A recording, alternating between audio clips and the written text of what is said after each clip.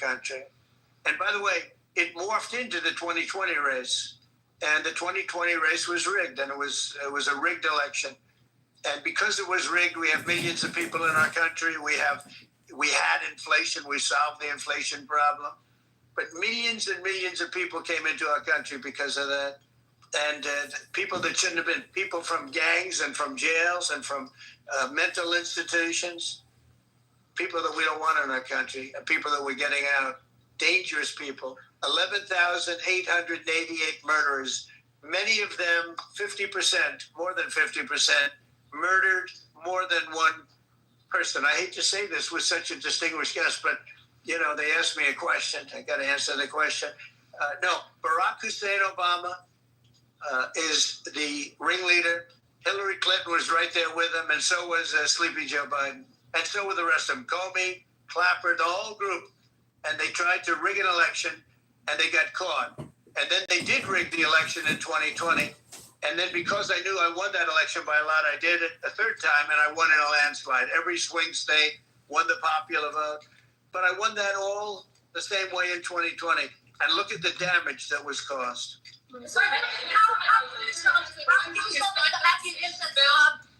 How crucial is the ammunition hub that the U.S. plans to build in Subic and the Luzon corridor, considering that these will be built in areas that hosts strategic ports as well as military air bases? We're talking ammunition?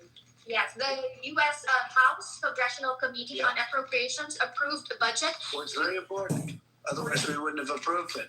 Sorry? Yeah, it's very important. Otherwise, we wouldn't. We need ammunition. We're going to end up in a few months, we'll have more ammunition than any country has ever had. We're going to have more missiles than any country has ever had. We're going to have all the speedy missiles. We'll have the speedy ones, the slow ones, the accurate ones, the ones that are slightly less accurate. We have everything. But we will have more ammunition than any country has ever had. It's very important to me. This guy. Go ahead, please, Red. Sir, when you say that you're close to making a trade deal, what gaps remain? And for President Marcos, sir, I was just wondering, do you not think that perhaps the Philippines hosting U.S. missile systems could be considered escalatory by China, especially because they can strike used by China? Thank you. Well, it's an honor to be with this gentleman. You know, I've known him, and I've known his family, actually, but I've known him. And I assume you're from the Philippines? Are you from the Philippines? Yes, sir. It's good. You're very lucky to be from the Philippines, right? It's a great place. But we're going to have a very good relationship. I mean, I know you had some problems with another president, and it was not your fault. It was the president's fault. And the country was maybe tilting toward China, but we untilted it very, very quickly.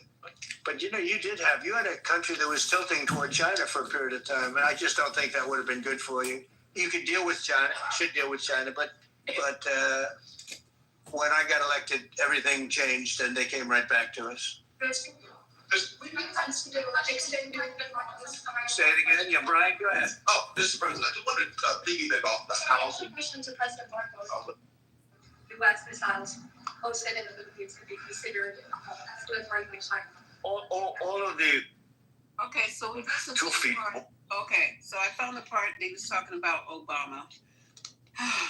Lord, child, that was a nursing home visit. Is what that was. Hey, I'm sorry, guys. What was that clip?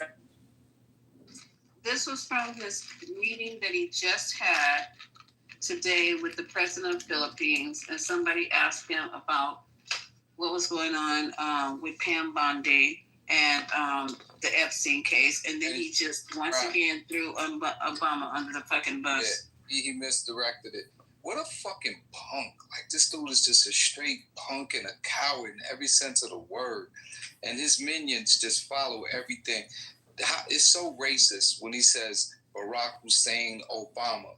And you hear people on Clubhouse repeating his name. Y'all got to notice that when they say Barack, when they say that, it is like calling him a nigger. That's just what it is, guys. Like, it's a code speak for that nigger. I promise you. Associating him with, terrorism. What a, our country has failed us. Like we are failing right now to allow this man to be in power. We have really collectively failed as a society and as a nation. He likes getting the Hussein part in there.